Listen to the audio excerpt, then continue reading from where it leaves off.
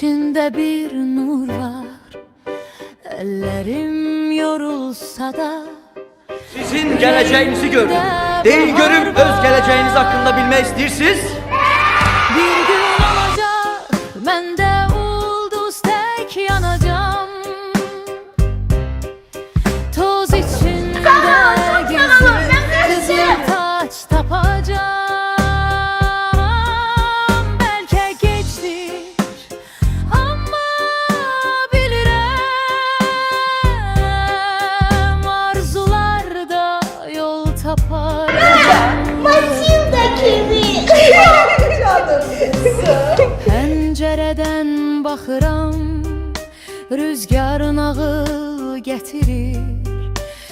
Kim bilir bəlkə sabah mənim də bəxtim güləcəkdir. Bir gün olacaq, məndə ulduz tək yanacaq. Gəllerimin cəfər sədası Toz gəl içində yerə, gizli döyüşdə, qızıl taç tapacağım.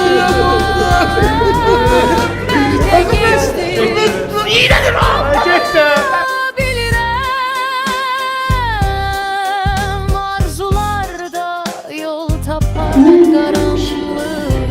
şu an yanımda olmuşum. Ayaqqabım köhnə amma yuxum təzə, küllər içində də işıq yanar bəzən. Kim görür, kim duyur fərq etməz, mən